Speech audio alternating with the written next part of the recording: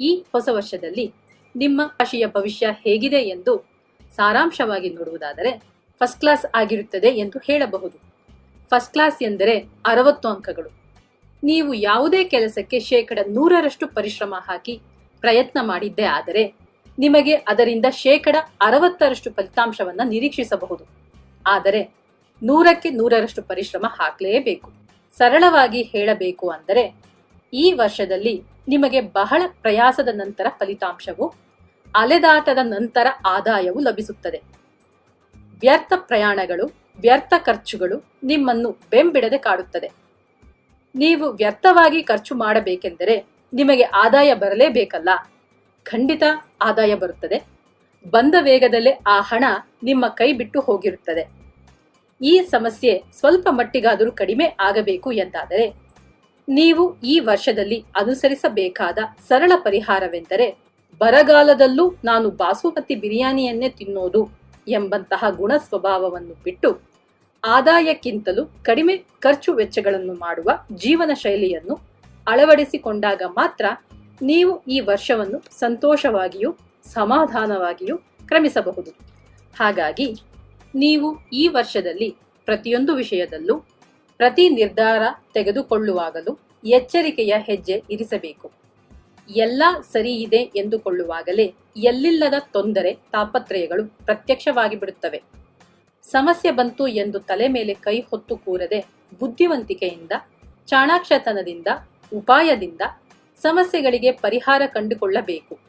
ಹಾಗೆ ಮಾಡಿದಾಗ ಶತ್ರುಗಳಿಂದಲೂ ಲಾಭ, ಆದಾಯ ಹೊಂದುವಿರಿ. ಈ ವರ್ಷದಲ್ಲಿ ನಿಮಗೆ ಹೇರಳವಾದ ಹಣ ಹರಿವು ಇದೆ. ಕುಟುಂಬದಲ್ಲಿ ಸಂತೋಷ ನೆಲೆಸುತ್ತದೆ. ಪೂರ್ವಿಕರ ಆಸ್ತಿ ಕೈಗೆ ಬರುತ್ತದೆ. ಕೋರ್ಟ್ನ ಕೇಸುಗಳು ನಿಮ್ಮಂತೆಯೇ ಆಗುತ್ತವೆ. ಮನೆಯಲ್ಲಿ ಸಾಕಷ್ಟು ಮದುವೆ ಮೊದಲಾದ ಶುಭ ಕಾರ್ಯಗಳು ನಡೆಯುತ್ತವೆ. ವಿವಾಹ ಪ್ರಾಪ್ತ ವಯಸ್ಕರಿಗೆ ಒಳ್ಳೆಯ ಸಂಬಂಧದಲ್ಲಿ ವಿವಾಹವಾಗುವುದು. ಬಹಳ ದಿನಗಳಿಂದ ಮಕ್ಕಳಾಗದವರಿಗೆ ಮಕ್ಕಳಾಗುವ ಯೋಗ ಫಲವಿದೆ.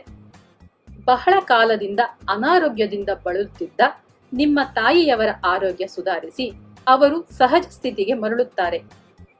ಕುಟುಂಬ ಸಮೇತರಾಗಿ ಪುಣ್ಯಕ್ಷೇತ್ರಗಳಿಗೆ ಹೋಗಿ ಬರುವಿರಿ. ನಿಮ್ಮ ಮಕ್ಕಳಿಗೆ ವಿದೇಶಕ್ಕೆ ಹೋಗಿ ವಿದ್ಯಾಭ್ಯಾಸ ಮಾಡುವ ಆಸಕ್ತಿ ಹೊಂದಿದ್ದರೆ ಅಥವಾ ನೀವು ವಿದೇಶಕ್ಕೆ ಹೋಗಲು ಇಚ್ಛಿಸಿದ್ದಲ್ಲಿ ನಿಮ್ಮ ಇಷ್ಟ ನೆರವೇರುವ ಯೋಗವಿದೆ. ಕೆಲಸದ ಒತ್ತಡಗಳಿಂದ ನಿದ್ದೆ ಕಡಿಮೆ ಆಗುತ್ತದೆ. ಇಷ್ಟು ದಿನಗಳ ಕಾಲ ಗಂಡ ಹೆಂಡತಿಯರ ನಡುವೆ ಇದ್ದ ಮುನಿಸು ಮನಸ್ತಾಪಗಳು ಕ್ರಮೇಣ ಕಡಿಮೆಯಾಗುವುವು. ದಂಪತಿಯರ ನಡುವೆ ಏನೇ ಭಿನ್ನಾಭಿಪ್ರಾಯಗಳು ಬಂದರೂ ಪರಸ್ಪರ ಬಿಟ್ಟು ಕೊಡುತ್ತಾ ಹೊಂದಾಣಿಕೆ ಮಾಡುತ್ತಾ ಹೋಗುವುದರಿಂದ ದಾಂಪತ್ಯದಲ್ಲಿ ಸಾಮರಸ್ಯ ಉಳಿಯುತ್ತದೆ. ವಾಸಸ್ಥಳವನ್ನು ಬದಲಾಯಿಸುವಿರಿ. ಸ್ವಂತ ಮನೆ ಇರುವವರು ಅದನ್ನು ಮಾರಿ ಮತ್ತೊಂದು ಆಸ್ತಿಯನ್ನು ಕೊಂಡುಕೊಳ್ಳುತ್ತೀರಿ. ಹಾಗೆಯೇ ಕಿರಿಕಿರಿ ಮಾಡುತ್ತಿದ್ದ ಹಳೆಯ ವಾಹನವನ್ನು ಮಾರಿ ಹೊಸ ವಾಹನವನ್ನು ಕೊಂಡುಕೊಳ್ಳುವಿರಿ. ಮನೆಗೆ ಬೇಕಾದ ಐಷಾರಾಮಿ ಎಲೆಕ್ಟ್ರಿಕ್ ಉಪಕರಣಗಳನ್ನು ಕೊಂಡುಕೊಳ್ಳುವಿರಿ. ನಿಮ್ಮ ದುಡಿಮೆ ಬೇರೆಯವರ ಪಾಲಾಗುವ ಸನ್ನಿವೇಶ ಬಂದೊದಗಬಹುದು. ಹಾಗಾಗದಂತೆ ಜಾಗ್ರತೆ ವಹಿಸಿ. ಯಾರಿಗೂ ಜಾಮೀನು ಹಾಕಲು ಹೋಗಬೇಡಿ. ಶತ್ರುಗಳು ಕಡಿಮೆ ಆಗುತ್ತಾರೆ. ಯಾರೊಂದಿಗೂ ವಿನಾಕಾರಣ ವಾಗ್ವಾದ ಬೇಡ. ವರ್ಷದ ಉತ್ತರಾರ್ಧದಲ್ಲಿ ಅಂದರೆ ಜುಲೈ ತಿಂಗಳ ನಂತರ ಮಾನಸಿಕ ಒತ್ತಡಗಳು ಕಡಿಮೆಯಾಗಿ ಮನಸ್ಸಿಗೆ ಶಾಂತಿ, ನೆಮ್ಮದಿ ಸಿಗುತ್ತದೆ. ವ್ಯಾಪಾರಿಗಳು ತಮ್ಮ ವ್ಯಾಪಾರದಲ್ಲಿನ ಹಳೆಯ ತಪ್ಪುಗಳನ್ನು ಮರುಕಳಿಸದ ಹಾಗೆ ಎಚ್ಚರಿಕೆ ವಹಿಸಬೇಕು. ಹಳೆಯ ಬಾಕಿಗಳು ವಸೂಲಿಯಾಗುತ್ತವೆ. ಕೆಲಸ ಮಾಡುವ ಸ್ಥಳದಲ್ಲಿ ಮೇಲಧಿಕಾರಿಗಳ ಕೋಪ ತಾಪಗಳನ್ನು ಅನುಸರಿಸಿಕೊಂಡು ಅವರು ಕೊಡುವ ಸಲಹೆ ಸೂಚನೆಗಳನ್ನು ಶಿರಸಾವಹಿಸಿ ಪಾಲಿಸಿದರೆ ಸಂಬಳ ಹೆಚ್ಚಳ, ಬಡ್ತಿ ಎಲ್ಲವೂ ಲಭ್ಯವಾಗುತ್ತದೆ. ವಿದ್ಯಾರ್ಥಿಗಳು ಯುದ್ಧಕಾಲೆ ಶಸ್ತ್ರಾಭ್ಯಾಸ ಎನ್ನುವಂತೆ ಕೊನೆ ಗಳಿಗೆಯಲ್ಲಿ ಓದುವ ಅಭ್ಯಾಸ ಬಿಡಿ. ಸಹಪಾಠಿಗಳೊಂದಿಗೆ ಎಚ್ಚರಿಕೆಯಿಂದ ಸ್ನೇಹ ಬೆಳೆಸಿ. ಸಿನಿಮಾ ಕಲಾವಿದರು ಶ್ರಮ ವಹಿಸಿದರೆ ಒಳ್ಳೆಯ ಅವಕಾಶಗಳನ್ನು ಪಡೆಯುವಿರಿ. ಒಳ್ಳೆಯ ಹೆಸರನ್ನು ಪಡೆಯುವಿರಿ. ಪ್ರದೋಷದ ದಿನಗಳಲ್ಲಿ ಈಶ್ವರನ ದೇವಸ್ಥಾನಕ್ಕೆ ಹೋಗಿ ಪ್ರಾರ್ಥಿಸುತ್ತಾ ಬನ್ನಿ, ಒಳಿತಾಗುತ್ತದೆ.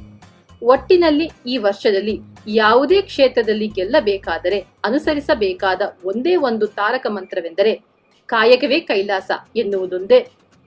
ದುಡಿಯಿರಿ, ದುಡಿಯಿರಿ, ನಿರಂತರವಾಗಿ ದುಡಿಯುತ್ತಲೇ ಇರಿ. ಆಗ ವರ್ಷ ನಿಮ್ಮ ಪಾಲಿಗೆ ಯಶಸ್ವಿ ವರ್ಷವಾಗುತ್ತದೆ. ಶುಭವಾಗಲಿ.